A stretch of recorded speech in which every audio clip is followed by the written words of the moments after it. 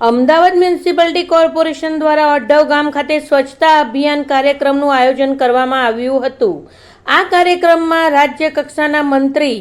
જગદીશ વિશ્વકર્મા અને અમદાવાદ મ્યુનિસિપાલિટી કોર્પોરેશનના મેયર શ્રીમતી પ્રતિભા જૈન તેમજ એએમસીના ઉચ્ચ અધિકારીઓ અને સ્થાનિક કોર્પોરેટર્સ આ સ્વચ્છતા અભિયાનમાં જોડાયા હતા અને અઢવ ગામની ભાગોળ સહિતના રસ્તાઓ સહિતના વિસ્તારોને સ્વચ્છ કરી અને લોકોને સ્વચ્છતાનો સંદેશો પાઠવ્યો હતો। આ પ્રસંગે લોકોને સ્વચ્છતાનો સંદેશો આપતા મંત્રી શ્રી જગદીશભાઈ વિશ્વકર્માએ જણાવ્યું હતું કે આદરણીય પ્રધાનમંત્રી શ્રી નરેન્દ્ર મોદીના નેતૃત્વમાં ગુજરાત સહિત સમગ્ર દેશનો સર્વાંગી વિકાસ થઈ રહ્યો છે,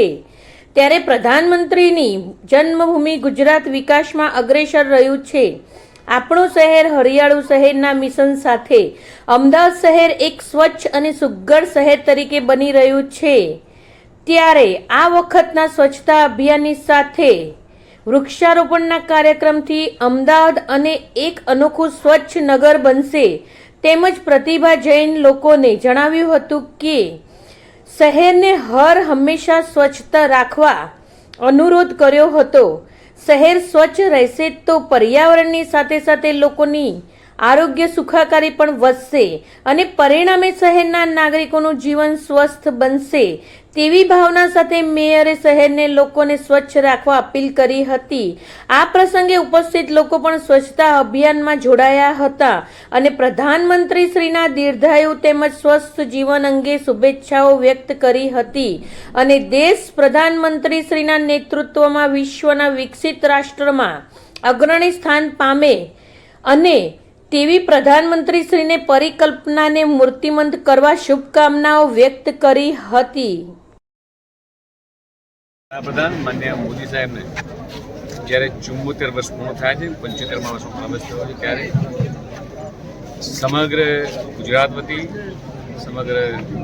અમદાવાદ વતી તમામ 140 કરોડ જનતાનો જે પ્રેમ અવિરત રહ્યો છે તે તમામ વતી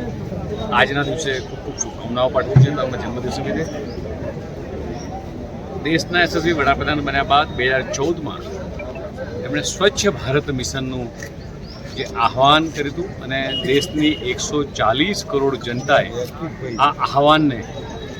સ્વચ્છ ભારત સ્વસ્થ ભારત મિશન અંતર્ગત ઉપાડ્યું હતું। આજે આખા દેશમાં એક સપ્તાહ માટે સ્વચ્છ ભારત અભિયાન ચાલવાનું છે, ત્યારે આજે ગુજરાતના મુખ્યમંત્રી માનનીય ભૂપેન્દ્રભાઈ પટેલ સહિત તમામ મંત્રીઓ, તમામ ધારાસભ્યો, તમામ નગરપાલિકાઓ, મહાનગરપાલિકાઓ આજે અમદાવાદ ખાતેથી માન્ય મેયર શ્રી પ્રતિભાબેન ઉપસ્થિતિમાં સમસ્ત કાઉન્સિલરો, કાર્યકર્તા મિત્રો, જનપ્રતિનિધિઓ, સામાજિક સંગઠનો આ બધા જ લોકો સ્વચ્છ ભારતના મિશનને આગળ લઈ અને ધપાવવા માટે આગળ નીકળી પડ્યા છે। જે રીતે દેશના યશસ્વી વડાપ્રધાન માનનીય મોદી સાહેબે સ્વચ્છ ભારતનું જે મિશન આપ્યું હતું એ મિશનને પરિપૂર્ણ કરવા માટે દેશની 140 કરોડ જનતાએ આ પોતાનું મિશન છે તે ઉપર ગઈકાલે જે માન્ય વડાપ્રધાન શ્રી ત્રીજી વખત NDA 3.0ની સરકાર બન્યા બાદ પ્રથમ વખત ગુજરાતમાં આવ્યા હતા અને ગુજરાતમાં આવતાની વેત જ એમણે લગભગ 8,000 કરોડ રૂપિયાના વિવિધ પ્રજાલક્ષી કામોના પ્રજા માટે મૂક્યા હતા। એમાં લગભગ 50,000 કરતાં પણ વધારે આવાસો પ્રધાનમંત્રી આવાસ યોજના અંતર્ગત જરૂરિયાતમંદ પરિવારોને ત્યાં આવાસો આગામી દિવસોમાં મળશે એવા લોકોને મકાન પણ ફાળવ્યા હતા। દેશના યશસ્વી વડાપ્રધાન માનનીય મોદી સાહેબે જે રીતે સરકાર બન્યા બાદ કીધું કે આખા દેશમાં લગભગ 7 કરોડ કરતાં વધારે આવાસો એ લોકોને ફાળવ્યા છે। આ બહુ જ અકલ્પનીય ઘટના આપણા બધા જ માટે છે અને તેમના જન્મદિવસે સમગ્ર દેશની અંદર